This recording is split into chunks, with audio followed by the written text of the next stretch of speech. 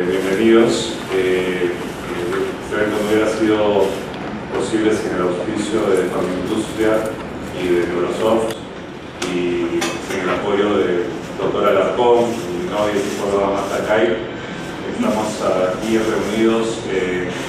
Tenemos el privilegio, el honor de tener aquí en el Perú a personas de la talla, investigadores y psiquiatras de la talla de los doctores Mark George, Antonio Marcolín, Paul Crokin, Matías Bonani, que son pioneros y líderes en el campo de la estimulación magnética transcranial y otros métodos de neuroestimulación. Este campo está a la vanguardia de la psiquiatría moderna y está produciendo cambios paradigmáticos en la manera como tratamos diversos trastornos neuropsiquiátricos. Así que espero que sea una tarde muy productiva y un especial agradecimiento al doctor Alarcón, que apresuró su retorno de Chile de un evento específicamente para estar presente en este evento y hacer la introducción y participar en la mesa redonda. El maestro Alarcón no necesita mayor presentación, todos sabemos de su distinguida trayectoria que lo ha convertido en el psiquiatra peruano más influyente a nivel mundial.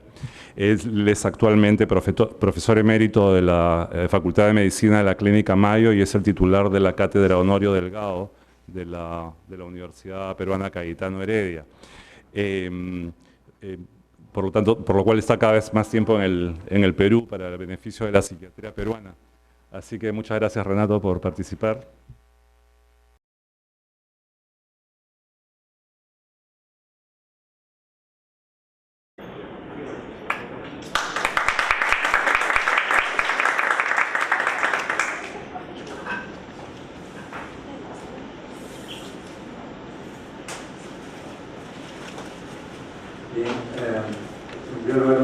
Gracias, Mike, por la invitación y por la posibilidad de participar en un evento de trascendencia, realmente por presentar por primera vez una secuencia académica de un nuevo procedimiento en el manejo de varias entidades psiquiátricas. Es asimismo un honor para mí estar aquí en compañía de los distinguidos visitantes que forman la plana docente para este reto de ideas. Mi presencia aquí, obviamente, a pedido de Mike, para hacer una especie de introducción al tema, pero obviamente sin ningún conocimiento específico, técnico de estimulación magnética transcranial. Asisto aquí a este evento como psiquiatra, como clínico, como académico tal vez, interesado definitivamente en innovaciones y avances en nuestra disciplina. Esa es la razón de mi presencia. Permítanme entonces empezar con una rápida mirada a lo que llamo temas de atracción en la psiquiatría contemporánea. Podrían ser también titulados temas de debate. Y como ustedes ven allí, hay varios, y probablemente no es una lista completa. Pero, en primer término, los grandes debates en torno a sistemas diagnósticos. No voy a elaborar respecto a las grandes controversias en torno que precedieron a la aparición de DSM-5 y tampoco voy a dar detalles en torno a los debates que tienen lugar para la publicación de la 11ª edición de la Clasificación Internacional de Enfermedades de la Organización Mundial de la Salud, cuya aparición, dicho sea de paso, se viene postergando desde el 2013, ahora se anuncia que va a salir en el 2017. Pero sistemas diagnósticos es un tema de amplísimo debate en el momento actual. El tema de marcadores biológicos, otra de las grandes promesas en el campo de la investigación que para muchos ha avanzado, es un objetivo deseable, pero ciertamente faltan aún más detalles y más adquisiciones en torno al conocimiento en este tema. Lo que llamamos determinantes sociales de salud y enfermedad mental es uno de los temas epistemológicos más importantes de lo que se llama psiquiatría social o el enfoque social o salud mental global, etcétera. Cualquier nombre es válido en el estudio de cuadros psiquiátricos. El tema que nos ocupa en este evento tiene que ver con avances y usos de la tecnología, no cabe la menor duda. Y de eso se van a encargar los distinguidos visitantes que nos acompañan hoy. El tema de salud mental global y psiquiatría cultural también viene adquiriendo mayor presencia, mayor visibilidad, con, entre otras cosas, la introducción de varios elementos o componentes culturales, por ejemplo, en la 5ª edición del Manual Diagnóstico y Estadístico de la Asociación Psiquiátrica Americana. Desde el punto de vista clínico, el tema de comorbilidades, tanto de diversas entidades psiquiátricas, cuanto de entidades psiquiátricas con entidades médicas o físicas, somáticas, como quiera llamárseles, ese es un tema que cada vez adquiere mayor importancia. Cito únicamente la coexistencia y las influencias mutuas que existen entre cuadros afectivos y otras condiciones crónicas como son diabetes, hipertensión y cuadros de diverso tipo. De manera que tanto lo uno como lo otro, los cuadros físicos y los cuadros psiquiátricos o mentales, influyendo el uno al otro para crear un tema de gran discusión. La atención integrada en salud mental, en inglés llamada Comprehensive Medicine o Integrated Care. La atención integrada que consiste simplemente, por decirlo, se puede enunciar simplemente, en la práctica es mucho más compleja, el trabajo conjunto de diversas disciplinas, el trabajo conjunto de profesionales de salud mental con otros profesionales de la salud en una planta física, en un escenario físico definido y con objetivos y división de trabajo adecuadas. Y finalmente, los aportes de las neurociencias, cada día, cada mes, cada año, intensifican el conocimiento de las bases biológicas de la enfermedad mental, innegables, y que sin embargo corren el riesgo, desde una perspectiva clínica, de los llamados reduccionismos. Y, por otro lado, en el campo de las psicoterapias también se ha multiplicado el número de estas técnicas, a punto de partida, por supuesto, de las venerables contribuciones del psicoanálisis de hace 2 siglos. Bien, en el momento actual, quiero, en los siguientes 2 slides, presentar muy rápidamente de qué manera el DSM-5 ha agrupado a los trastornos del ánimo, mood disorders.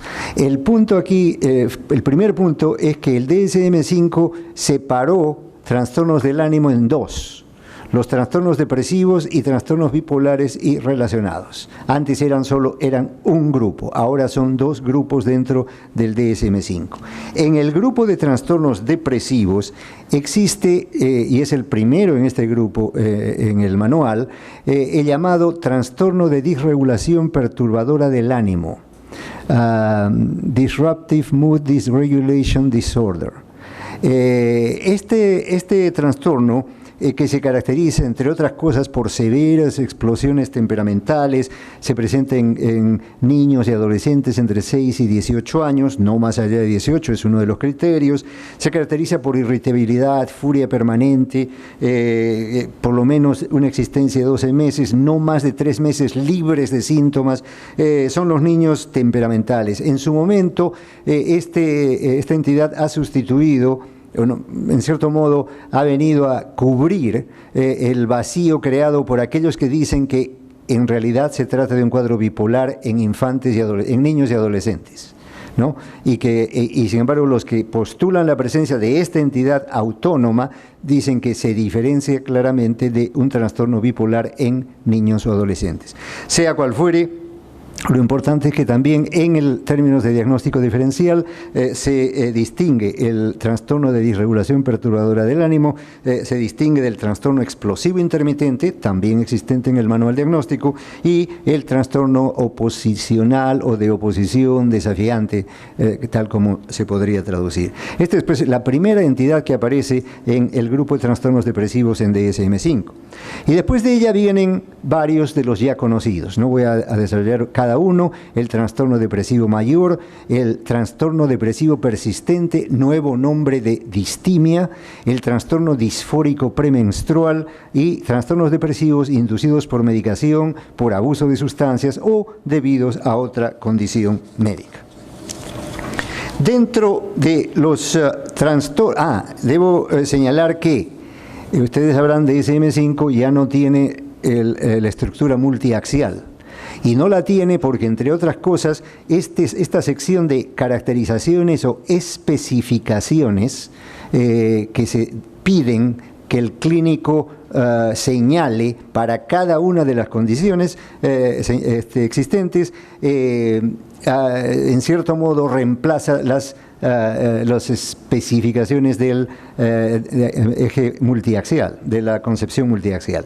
¿Y cuáles son estas especificaciones? ¿Qué debe especificar el clínico cada vez que describe o diagnostica una de estas entidades? Severidad, como ustedes ven allí, debe decir si tiene o no el llamado distrés ansioso o malestar ansioso, si tiene rasgos mixtos, melancólicos, atípicos, psicóticos, catatónicos, si tiene inicio en el periodo peripartum y si tiene un patrón estacional, o además si está en estado de remisión, y también especificar el tipo y el momento de inicio, la época del ciclo vital en que comienza.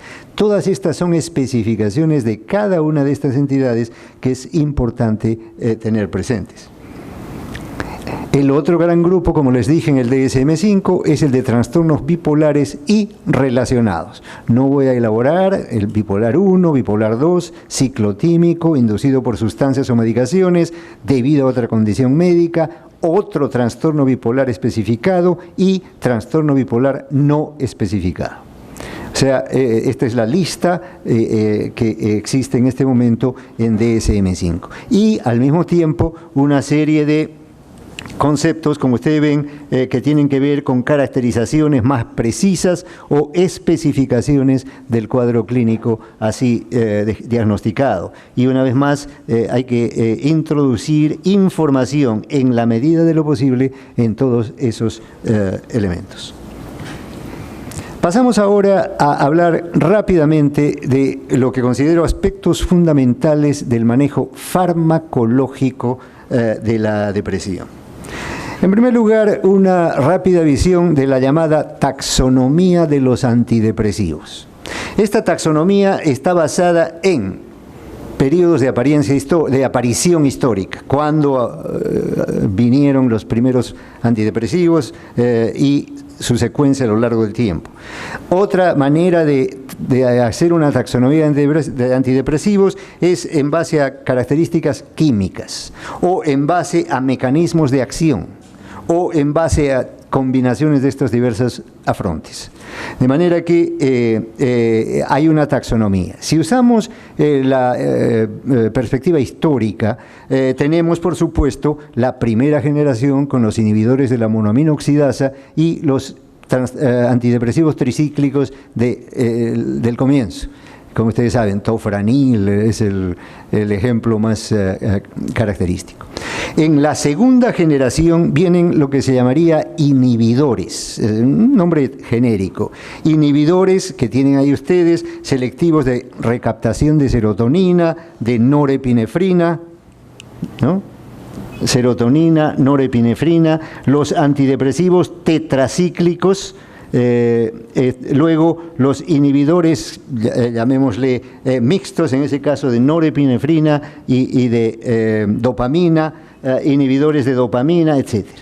La tercera generación de medicamentos antidepresivos se caracteriza porque incluye compuestos que afectan múltiples neurotransmisores, no solamente uno, no solamente dos, y que tiene mecanismos de acción diferente. Entre ellos tenemos, por ejemplo, los inhibidores de serotonina y norepinefrina.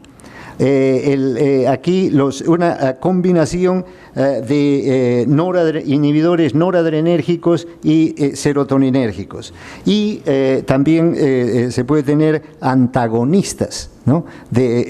Una cosa es inhibidor y otra cosa es antagonistas de los mismos neurotransmisores. Hay antidepresivos noradrenérgicos propiamente dichos y serotoninérgicos propiamente dichos. Como ven, entonces hay una clasificación que entraña, repito, composición química, tiempo de aparición en la historia, pero también neurotransmisores afectados por estos medicamentos. Tenemos luego formas de desarrollo de nuevos antidepresivos. Estas formas de desarrollo de nuevos antidepresivos pasan por una serie de fases. No voy a elaborar esto está a cargo de los laboratorios, por cierto. La fase 1 de tamizaje inicial, la fase 2 que determina la actividad y la farmacocinética o farmacoquinética de cada medicamento. Farmacoquinética significa procesos de metabolización en el organismo humano, y luego la fase 3, la descripción específicamente farmacológica de la droga. ¿Cuáles son los modelos que se utilizan para el desarrollo de nuevos antidepresivos? El fundamental inicial son ensayos animales. Y en ensayos animales se usan modelos conductuales y modelos mecanísticos. Modelo conductual en animales es esto que hemos leído y visto algunas veces en nuestros estudios a lo largo de la carrera o en otras circunstancias. El estudio de, por ejemplo, someter a animales de laboratorio, a ratas, al trauma de nadar, ¿no? Y nadar en un pocillo, y estos animales de experimentación arrancan por tratar de nadar y salvarse, ¿no? Pero cuando dejan de hacerlo y se quedan totalmente inmóviles, interpretado por los investigadores como giving up, como claudicar frente al estrés. Eso es un modelo animal. Y obviamente tenemos que tener muy presente la diferencia entre eso y la experiencia humana. Eso es una limitación que todos reconocen, los investigadores mismos, pero es importante tenerlo en cuenta. En cuanto al llamado mecanismo, los llamados mecanismos conductuales, tienen que ver con, como el nombre lo dice, conductas que se dan en respuesta, que son resultado de, en el caso, por ejemplo, de antagonismo de reserpina y todas las manifestaciones conductuales que resultan de la reducción de la reserpina o la modificación por acción de drogas de acción antagonista. Y todo esto hay con resultados químicos de la interacción de las drogas con el organismo o de drogas con otras drogas o con otros compuestos incluidos los hormonales en el ser humano, que dan lugar a conductas diferentes. Esa es otra manera de estudiar la acción de nuevos antidepresivos. Desde el punto de vista histórico, una de las críticas al desarrollo de nuevos medicamentos es su concentración en neurotransmisores y su manejo de dopamina, serotonina, norepinefrina, etc. Ahora hay dos elementos nuevos. Uno de ellos es, por ejemplo, el trabajo que se ha hecho en un centro académico en Vancouver, Canadá, con esta droga que en este momento se llama NSJ-189.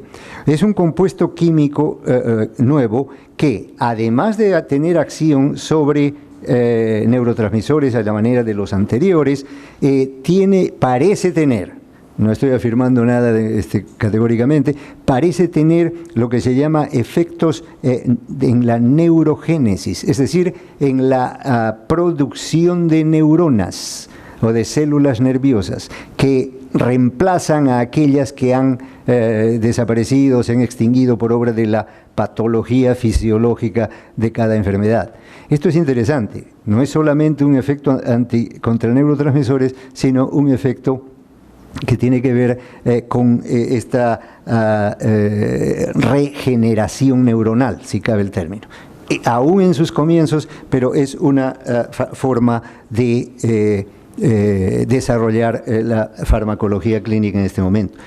Estas técnicas de desarrollo de nuevos antidepresivos obviamente tienen limitaciones. Y ya lo señalé, los criterios que se utilizan no son los mismos que la enfermedad en seres humanos, y hay además una serie de complicaciones de tipo logístico, los costos, etcétera, etcétera, que hacen que haya limitaciones para el desarrollo de nuevos antidepresivos. Ahora bien, desde el punto de vista clínico, ¿cuáles serían los aspectos fundamentales en el manejo de la depresión? Las consideraciones clínicas a tener en cuenta incluyen factores farmacokinéticos o farmacocinéticos y farmacodinámicos. Ya sabemos que los cinéticos tienen que ver con metabolismo, absorción por el tracto digestivo y otros. Esto se traduce en niveles plasmáticos. Todo esto es reflejo de la farmacocinética. La farmacodinámica tiene que ver con la sensibilidad de receptores del individuo a estos nuevos compuestos que irrumpen en el sistema de la anatomía y la fisiología humanas, que interactúan con otros compuestos, etc. Es la farmacodinámica. Todos esos factores son importantes. La farmacogenómica psiquiátrica es una disciplina o subdisciplina que está avanzando lenta pero firmemente. Y, por ejemplo, en la Clínica Mayo fue una de las primeras a nivel mundial donde se desarrolló esto de manera sistemática. La farmacogenómica psiquiátrica, que consiste en la definición o determinación de un perfil genético que, en conjunto, contribuye a determinar, por ejemplo, el tipo de respuesta, el tiempo de respuesta, la conveniencia de usar un antidepresivo u otro en el manejo del paciente en base al perfil genético, ya que lo que se hace en el perfil genético es encontrar genes que codifican la acción metabólica de determinadas enzimas. Y esto hace que el paciente tiene un perfil genético fundamentalmente de la familia llamada del citocromo P450. Hay una serie de enzimas, genes que codifican una codificación genética que permite que las enzimas actúen específicamente en el metabolismo de tal o cual antidepresivo. Esta ciencia de la farmacogenómica, que también se extiende a genes de neurotransmisores y de genes transportadores, en el caso de serotonina, transmisores y receptores de serotonina, que permite al clínico considerar de manera más educada que antes era pura intuición, ahora hay estudios que determinan más o menos la acción, el tiempo de acción, etcétera, que esto puede determinar. Repito, ha habido mucho escepticismo respecto a esta disciplina en el campo psiquiátrico clínico, pero poco a poco se ha ido asentando y tiene un rol definido. La predecibilidad, digo predecibilidad, no sé si es predictabilidad o predecibilidad. Esto es, ¿de qué manera se puede predecir efectos secundarios en pacientes? Y el ejemplo más típico es el síndrome serotoninérgico, y tener en cuenta etapas o manifestaciones tempranas de este síndrome que permitirían una acción inmediata, preventiva, si cabe el término.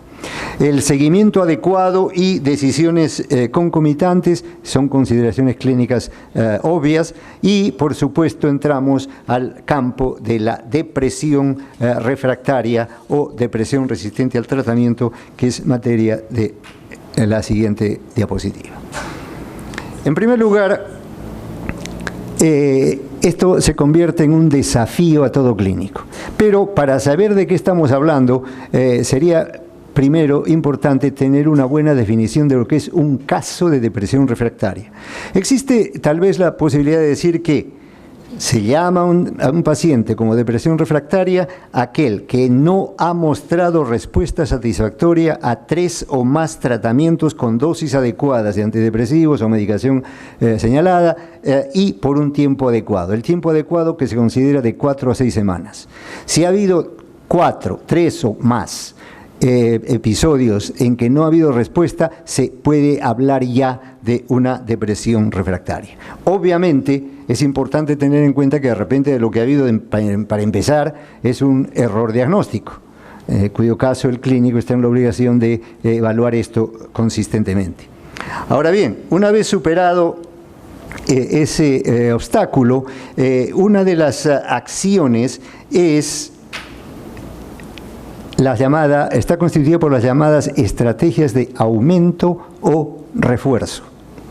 Se dice que cuando ha fracasado un antidepresivo, la segunda o la tercera vez ya no se debe usar un solo antidepresivo. Algunos usan más de uno y otros utilizan los llamados agentes reforzadores. Y aquí está, por supuesto, aquel en el que hay mayor evidencia de refuerzo más o menos efectivo es el litio. Luego, la hormona tiroidea también pareciera tener una mejor tolerancia, aunque tal vez menos efectiva que el litio. Luego, el uso de estimulantes tipo metilfenidato, dextroanfetamina, modafinil, o el uso de anticonvulsivantes, como carbamazepina y lamotrigina. Luego, los antipsicóticos atípicos, aripiprazol, se ha autorizado incluso para el uso en cuadros bipolares, y quetiapina. Y, por supuesto, la combinación de antidepresivos, tal como lo señalé al comienzo. Otras estrategias: la venerable terapia electroconvulsiva sigue teniendo valor en el manejo de algunos cuadros resistentes. Pongo en negrita y destaco el TMS como un aporte nuevo que merece el estudio y la evaluación a que está siendo sometido, y que es el tema de este evento fundamental. Otras terapias somáticas incluyen una que, hasta donde puedo decir en mi lectura, no ha tenido éxito. Me refiero a la estimulación del nervio vago. Y otra que entraña una promesa, que ya ha mostrado efectividad en manejo de cuadros convulsivos o de Parkinson. Me refiero a la estimulación cerebral profunda.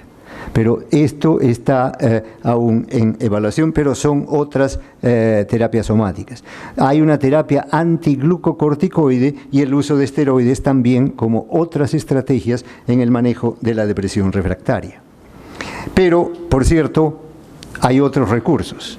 La psicoterapia como componente esencial del tratamiento general de depresión no debe desestimarse, incluso en el manejo de la depresión refractaria. Y muchas veces la depresión refractaria puede ser un resultado de que no se usó la combinación ideal de un antidepresivo con una terapia. Y dentro de las terapias, veremos enseguida algunas referencias, la terapia cognitivo-conductual indudablemente es la que ha merecido mayores estudios sola o en combinación con antidepresivos. Luego hay la llamada cronoterapia, que incluye alteraciones deliberadas del sueño en pacientes, con efectos antidepresivos notables o visibles, y por supuesto la fototerapia o light therapy, que es útil en el tratamiento de trastornos afectivos estacionales. Eso es su mayor claim to fame, reclamo de fama, pero en realidad hay nuevos estudios, incluido uno publicado en noviembre del 2015 en JAMA Psychiatry, un estudio de la Universidad de British Columbia, donde encuentran que el uso de fototerapia produce un 50-75% de mejoría en pacientes y en 45% un cuadro de remisión. Una vez más, está en estudio el uso de terapia o fototerapia o terapia de luz en entidades que no sean el cuadro afectivo estacional. Y, por cierto, otras estrategias que no debemos olvidar en el manejo, que dije hace un momento, integral del paciente depresivo, suplementos nutricionales, el uso de hierbas determinado por algunos, primero por chamanes o curadores tradicionales, pero en este momento son objeto de estudio hierbas medicinales. En el Perú hay casi más de 200 o 300 plantas llamadas medicinales en diversas regiones del país, que en este momento un grupo de estudio en Cayetano Heredia está tratando de determinar compuestos, la composición química de varias de estas hierbas y sus productos que pueden contribuir al estudio del manejo ulterior de drogas. Dije que iba a pasar revista rápidamente a algunas contribuciones recientes en este manejo de la depresión en la psiquiatría contemporánea. Hallazgos recientes. Veamos, por ejemplo, este estudio en 2015, he tratado de seleccionar los más recientes, donde hay intentos de prevención de recaídas con uso de antidepresivos y terapia cognitiva basada en mindfulness, otra de las tendencias dentro del gran campo de las psicoterapias. Mindfulness es una técnica diferente que es materia de estudio para cuadros depresivos. También el año 2015, monitorización de adherencia mediante un sistema electrónico. ¿Qué quiere decir esto? Se le da al paciente un dispositivo electrónico y se le dice que el dispositivo primero le va a recordar, por ejemplo, cuándo debe tomar su medicina, cuándo se debe medir el pulso, etcétera, y el paciente debe hacerlo. Y eso a su vez se transmite al centro académico donde el paciente está siendo seguido. Este es el uso sofisticado de electrónica en materia de seguimiento. Este estudio que se hizo y que se ha publicado en la revista Bipolar Disorders es un sistema electrónico que contribuye a la mejoría en 15 a 20 de los casos, 20%, pero revela incremento de no adherencia. 20% más que la reportada por los pacientes mismos. Un poquito detecta al paciente mentiroso, ¿no? En el sentido de que está diciendo estoy tomando, pero el aparatito señala que no es el caso. Esto es interesante como contribución tecnológica al seguimiento de pacientes. Psicoeducación combinada con medicación es más efectiva que el tratamiento usual en la mejoría de síntomas de regulación del sueño y de sociabilidad. Estudio en el Journal of Nervous and Mental Disease. Ejercicio, lo dije hace un minuto, ejercicio es más efectivo, de acuerdo a este estudio, que intervenciones convencionales en la reducción de síntomas depresivos, pero obviamente se necesitan más estudios para delinear un efecto comparativamente mayor. Y el tratamiento combinado, psicoterapia más antidepresivos, es más efectivo que antidepresivos solos en el tratamiento de trastorno depresivo mayor, trastorno de pánico y trastorno obsesivo compulsivo, efecto que se mantiene por periodos largos. Un estudio publicado en World Psychiatry el año pasado. Ahora bien, termino con unos pocos slides que tienen que ver con este compuesto. Y en realidad uso ketamina como un símbolo de nuevas rutas de investigación. No es que sea un fan de ketamina, pero se está escribiendo y hablando mucho de ketamina.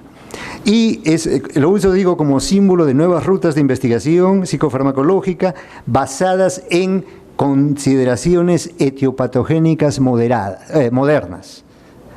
Por ejemplo, la concepción de inflamación en la patogénesis de depresión, el nuevos mecanismos glutamatérgico, el N-metil aspartato, en fin, estas nuevas rutas biológicas, bioquímicas que se están explorando. Pues bien, empecemos con algunos artículos que, a pesar de que se han publicado más recientemente, señalan más o menos las bases teóricas del porqué de la irrupción de ketamina.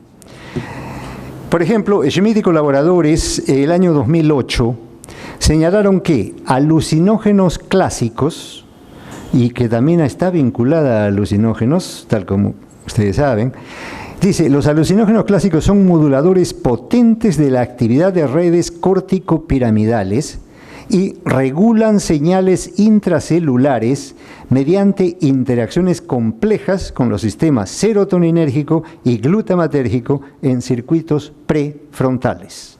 Este es un resumen del artículo, pero ya esa es una mención el año 2008 de la base por la cual se sostiene o se afirma que este tipo de compuestos pueden tener un efecto antidepresivo y vincula una vez más con agentes sistemas serotoninérgicos, pero también glutamatérgicos. El año 2010 tenemos en Nature Review estudios conductuales y de neuroimágenes en los últimos 10 a 15 años muestran que compuestos psicodélicos modulan circuitos neurales implicados en trastornos del ánimo y pueden reducir síntomas clínicos. Otra revisión que salió en su momento. Estas revisiones puede que hayan sido en parte motivadas por este artículo.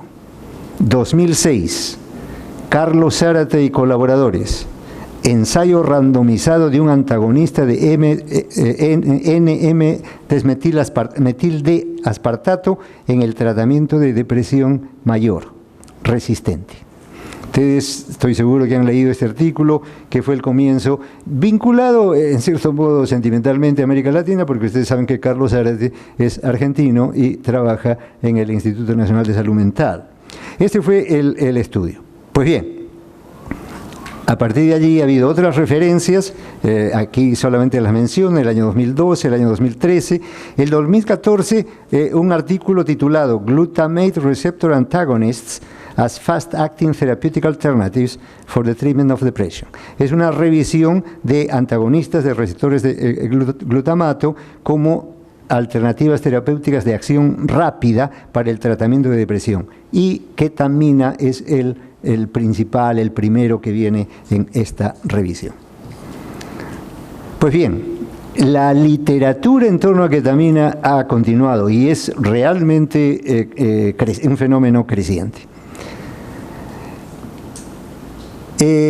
También el año pasado, un estudio en Oxford encontró evidencia limitada de la eficacia de ketamina endovenosa versus placebo luego de una semana. También hay hallazgos negativos. Y de hecho, en la Clínica Mayo yo he visto hasta 2 o 3 pacientes que fueron parte del ensayo de Zárate y que no respondieron al tratamiento y buscaron otras formas de ayuda. Jeff Lieberman, expresidente de la Asociación Psiquiátrica Americana, investigador muy reconocido en el campo de la psicofarmacología, especialmente psicosis y esquizofrenia, pero en febrero del año pasado emitió una declaración señalando lo siguiente. Reconocía que la ketamina, que está relacionada con fenciclidina, PCP, fenciclidina, descrito como un alucinógeno de catastróficos efectos, la fenciclidina con la cual está vinculada la ketamina. Mucho cuidado. De hecho, un efecto secundario del uso de ketamina es cuadros alucinatorios. Pero Lieberman, tras reconocer que es un anestésico no disponible para administración oral, solamente endovenosa, dice, sin embargo, debe ser usado cuidadosamente, de una manera muy profesional y rigurosa, mientras tratamos de extender nuestro conocimiento acerca de sus mecanismos de acción. Palabras precautorias muy importantes. El comité de la Asociación Psiquiátrica Americana que maneja los biomarcadores o marcadores biológicos y tratamientos nuevos, hay un comité que se dedica a esto en la Asociación Psiquiátrica Americana, hizo un estudio metaanalítico de 7 estudios de ketamina sola o en combinación con otros psicotrópicos y de 5 explorando si reforzaban los efectos de tratamiento electroconvulsivo. Los espectaculares efectos iniciales disminuyeron significativamente luego de una semana y al final del tratamiento con electroshock el impacto de ketamina fue insignificante. Otro autor, Yellowlis, dice, la temprana promesa de ketamina tiene aún que ser convincente, por lo que no debemos considerarla aún en la práctica clínica actual. Esto ha sido el año 2015, recuerden que el estudio de Zárate, el mayor inicial, fue el 2006. Ustedes ven aquí abajo, en Psychiatric News de noviembre de este año, hubo una nota que me llamó la atención, donde entrevistaron a varios investigadores, y uno de ellos fue Zárate. Y Zárate dice: se requieren más investigaciones para ver cuán largos o cortos pueden ser los efectos clínicos de ketamina. Recordemos que los pacientes tratados han sido casos severos con historia de por lo menos 6 fracasos previos de manejo. Está tratando de justificar, explicar, por cierto, el resultado de su trabajo y su abogar por el uso de ketamina. Nemerov, en el mismo artículo, se han planteado una serie de preguntas. ¿Cómo deben ser evaluados los pacientes candidatos al uso de ketamina? ¿Cómo se les debe monitorizar? Referir pacientes, dice, para uso de ketamina es un paso a darse solamente después de que otros tratamientos apropiados, incluido ST electroconvulsivas, hayan fracasado. Finalmente, la APA ha nombrado un comité especial para examinar el futuro de las indicaciones y del uso de ketamina, otros antagonistas de NMD-metilaspartato, como son, ahí los tienen ustedes, la nisemina, memantina, óxido nitroso, y 2 agonistas parciales de NMDA, cicloserina y raspatinel, que reducen significativamente los síntomas depresivos sin efectos secundarios psicomiméticos o disociativos. Interesante, pero una vez más en estudios muy iniciales. Mis reflexiones finales, las tomo a manera de reflexiones finales, pero ustedes ven una cita al final de esta diapositiva. Y lo hago porque voy a usar fragmentos de un artículo publicado recientemente en el British Journal of Psychiatry, titulado Autoinjuria y actos suicidas, un caso adecuado para el tratamiento de conducta impulsiva con la estimulación magnética transcraneal. ¿Y por qué lo incluyo en mis reflexiones finales? Porque el senior author, el autor al final de esta lista, es Kamaldep Buie. ¿Y quién es Kamaldep Buie? Es el editor del British Journal of Psychiatry. Pero más importante, acaba de dejar la presidencia de la Asociación Mundial de Psiquiatría Cultural. Y yo admiro mucho a Buie en el campo de la psiquiatría cultural, y sin embargo él es autor de este artículo cuyas reflexiones las recojo para finalizar mi presentación en torno a un evento que va a girar de ahora en adelante sobre TMS. Dice primero, hay una necesidad de una mejor comprensión de los vínculos entre síntomas clínicos, rasgos neuropsicológicos, bases neurofisiológicas y factores culturales en conductas de autoinjuria, ideas o actos suicidas. El modelo de control cognitivo de las emociones, utilizado en muchos estudios del grupo de Buie, ofrece una patofisiología pandiagnóstica, subyacente a una corteza frontal hipoactiva que falla en inhibir un sistema límbico hiperactivo en respuesta a amenazas percibidas. Amenazas percibidas, sistema límbico hiperactivo que falla en inhibir una corteza frontal hipoactiva, y en respuesta a que esa corteza frontal está hipoactiva hay una conducta agresiva que puede ser autoagresiva y se traduce entonces en un fenotipo de conducta suicida. Y dice, esta desconexión neural es terreno abierto a una potencial modificación terapéutica con un tratamiento de estimulación magnética transcraneal repetitiva, de evidencia aún limitada, pero necesaria debido al impacto clínico y social de estas conductas. Creo que es una perspectiva integral con la cual me permito terminar esta presentación introductoria y la inspiración del Misti de mi tierra natal. Muchas gracias.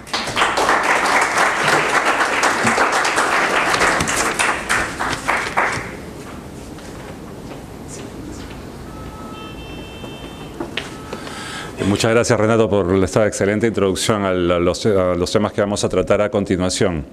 Gracias otra vez.